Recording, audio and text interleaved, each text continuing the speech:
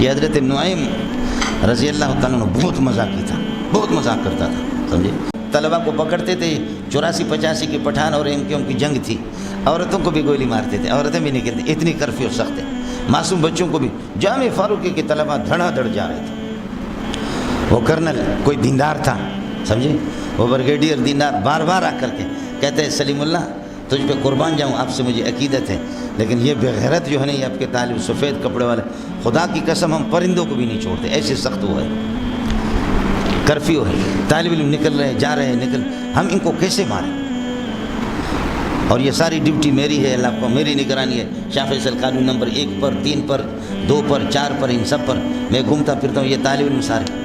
ایک طالب علم کو کرنل نے نوٹ کیا کہ یہ کتے کا بچہ بار بار آ رہا ہے جا رہا ہے، ایک دن دیکھا، دوسرے دن، تیسرے دن کہا اس کو پکڑ لو، اس کو فوجیوں نے پکڑ لیا۔ کرنل کہتا کہ میں نے خود حضرت جی سے اس نے واقعہ بیان کیا، کہتے میں نے کہا اس کو ادھر لاؤ، میں نے کہا کہ بے غیرت آدمی، آپ کو شرم نہیں آتی؟ آپ کو میں جانتا ہوں، ہماری ڈیوٹی یہاں کئی دن سے، تو بار بار آ رہا جا رہا، باقی کسی طالب کو میں سمجھ رہا ہوں کسی ضرورت کے تحت کہیں نکل گیا، لیکن تو بار بار، تجھے دیکھ رہا ہوں، روزانہ تجھے دیکھ رہا ہوں، تجھے نہیں چھوڑوں گا بے غیرت کی۔ اب بول تو کرسی بنے گا یا مرغا بنے گا؟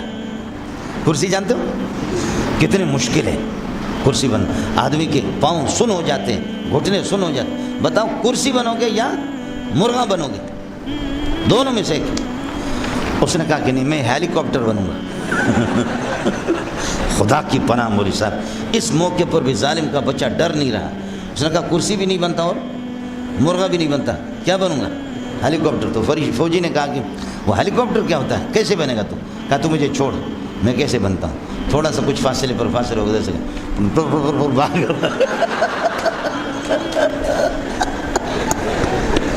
فوجی سارے ہنسنے لگے، غصہ ختم ہو گیا، بریگیڈیئر ہنس کر کے وہاں پر الٹ پلٹ ہو رہا، کہتے ایسا بے غیرت، ایسا حاضر دماغ، یہ کیا بلا ہے، ڈر بھی نہیں رہا۔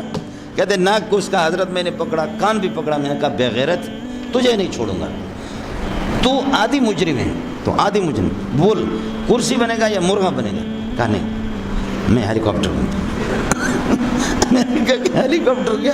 کہا تھوڑا سا مجھے چھوڑ دو، کچھ فاصلے پہ ایسے ہو گیا، ایسا ہو گیا، ایسے ہو گیا، بھاگ گیا۔ وہ آ کر کے حضرت جی کو بتایا کہ حضرت جی کے پاس ایک چادر ہوتی تھی، اس چادر کو حضرت قربان جاؤں، وہ فرماتے مولانا مدنی اپنے استاد کی یادگار میں ہری رنگ کی چادر ہوتی تھی چھوٹی سی، حضرت جی نے ناک پہ رکھ کر کے منہ پہ ایسا ہنسا، ایسا ہنسا، کرنل بھی ہنستے رہے، کہنے لگے خدا ہمارے ہاتھوں کو شر کرے، ہمیں ایسوں کو کیسے گولی مارے، حالانکہ ہمیں حکم ہے، آرڈر ہے، اتنا کرفیو سخت ہے، لیکن ان کو کیسے مارے؟ لیکن یہ پکا بے غیرت ہے۔ حضرت نے فرمایا کہ آپ پہچانیں گے اس کو؟ کہا حضرت میں پہچان لوں گا، لیکن جب آپ جمع کریں گے وہ آئے گا بھی نہیں۔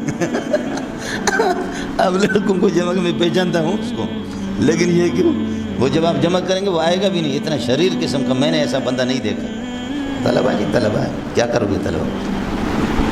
یہ حضرت نعیم رضی اللہ تعالیٰ عنہ بہت مذاقی تھا، بہت مذاق کرتا تھا، سمجھے؟ یہ تو اس وجہ سے اللہ ایک نابینا صحابی تھا، اس نے کہا مجھے پیشاب لگ گیا ہے، اللہ کے لیے مجھے فاصلے پہ لے جاؤ، میں پیشاب۔ اس نے ہاتھ اس کا پکڑا، گھمایا پھرایا، مسجد میں لا کر سین میں اس کو کہا کہ یہ مسجد تو کچی تھی، ادھر پیشاب کرو، مسجد میں پیشاب۔ صحابہ نے کوسنا شروع کیا، وہ بھاگ گیا، اور نابینا صحابی سے کہا کہ تمہیں شرم نہیں آتی مسجد میں پیشاب کرتے ہو؟ کہا خدا کی قسم، مجھے تو نعیم نے کہا کہ یہ کچی زمین ہے، یہ مجھے کیا پتہ ہے، اب اللہ کی قسم اس کو چھوڑوں گا نہیں، کسی بھی صورت میں نعیم کو نہیں چھوڑوں گا، سمجھے؟ ہفتہ ڈیڑھ ہفتہ نہیں گزرا، وہ نابینا صحابی وہ مسجد میں بیٹھا ہوا تھا، صحن میں بیٹھا ہوا، تو حضرت عثمان رضی اللہ تعالیٰ نفل پڑھ رہا تھا، تو حضرت نعیم آ گیا، اپنی آواز بالکل بدل دی، اس کا ہاتھ پکڑا، کہا آپ کو دکھاتا ہوں، نعیم کو دکھاتا ہوں، اور یہاں سے ڈنڈا ہاتھ میں لگے، سیدھا مارو گے نا، یہ نماز پڑھ رہا ہے، نفل پڑھ رہا ہے، سیدھا مارو گے اس کے سر پہ لگے گا۔ اس نے دے مارا حضرت عثمان کو ڈنڈا، حضرت عثمان کے خون ہی خون نکلے، خون ہی خون، نماز توڑنی پڑی اس کو، حضرت نعیم بھاگ گیا۔ اس پر صحابہ اتنے غصہ ہو گئے، انہوں نے کہا اس کو چھوڑیں گے نہیں، اس کو جان سے مار دیں گے۔ تو اس پر پھر یہ ہے کہ حضرت عثمان نے جو جملہ کہا، فرمایا خبردار اس کو چھوڑ دو، یہ بدری ہے، بدری اللہ کے لاڈلے ہیں، یہ بدری ہے، اللہ کے لاڈلے ہیں، ان کو چھوڑ دو۔ بہت مزہ کی تھا۔ یعنی آپ یہ دیکھیں نا کہ اس کی حرکتیں، کہ ایک بدو غریب آیا اپنے اونٹ کو ادھر بازار میں، ذوالمجاز کے بازار آپ جائیں گے، وہیں پر اللہ آپ کا بھلا کرے، اونٹ بٹھایا، جا کر کے سودا لے رہا ہے۔ تو کچھ لوگوں نے کہا کہ یار آج گوشت نہیں ہے، سمجھے؟ اس نے نویم نہ کر کے کس کر کے اس کے اونٹ کو ذبح کر دیا، نہر کر دیا، اور آدھا گھنٹہ پونا گھنٹہ بازار میں اس نے لگائی، اس نے پورا گوشت بھی بانٹ دیا۔ واپس آ گیا، رو رہا ہے کہ کیا ہوا کیا ہوا۔ لوگوں نے کہا کہ فلاں نے آپ کے اونٹ کو نہر کیا۔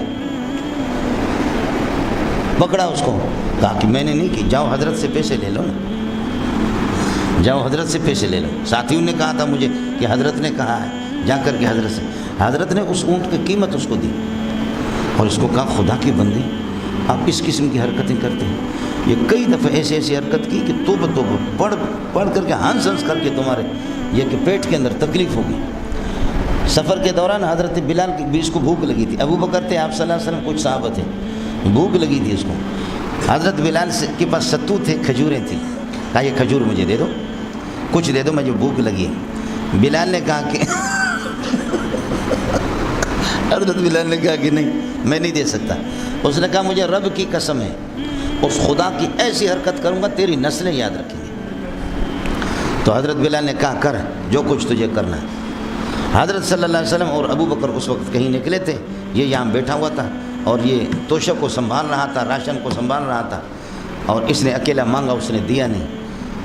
حضرت نعیم نے جا کر کے وہ ادھر سے قافلہ آ رہا تھا، قافلہ والوں سے ملا، یہ راستے پر ایسے جا رہے ہیں۔ قافلہ والوں سے کہا کہ میں مجبور ہوں، مسافر ہوں، میرا ایک غلام کالے رنگ کا ہے، اور رنگ کا کالا بڑا تکڑا ہے، بہت کام کرتا ہے، تو اگر وہ غلام 1000 کا ہے تو میں مجبوری میں 500 میں آپ کو بیچ رہا ہوں، میں مجبور ہوں، 500 روپے مجھے دے دو اور اس کو لے لو۔ لیکن ایک بات آپ لوگوں کو بتاؤں، جب آپ اس کو گرفتار کریں گے نا تو وہ کہے گا میں آزاد ہوں۔ کبھی کبھی اس طرح الٹی سیدھی باتیں کرتا ہے، اس کی فکر نہیں کرنا، چھوڑنا نہیں اس کو۔ پیسے لے کر کے بھاگا، انہوں نے بلال کے ہاتھ پاؤں باندھ کر کے لے گئے اس کو۔ حضرت بلال نے کہا خدا کی قسم میں آزاد ہوں، میں غلام نہیں، اس کو میں اس کا میں کہاں سے غلام ہوں، میں آزاد ہوں۔ ابو بکر نے مجھے آزاد کیا، کہا نہیں، اس نے کہا تھا یہ ایسی الٹی سیدھی باتیں کرتا ہے۔ اس کے بعد حضرت صلی اللہ علیہ وسلم کو پتہ چل گیا، حضرت نے بندے بھیجے قافلے کے پیچھے، دوڑ کر کے قافلے کو پیسے دیے، اور قافلے سے کہا کہ خدا واسطے حضرت فرما رہے ہیں کہ بھئی یہ حرکتی آدمی حرکت کر رہا ہے، بلال کو چھوڑا کر کے لائے۔ جب بھی نبی بلال کو دیکھتا الگ ہنستا، اس کو دیکھ کر الگ ہنستا۔ بلال کو کہا کہ تو بھی یاد رکھے گا نا کہ آج کے بعد اس قسم کی حرکتیں تو کرتا۔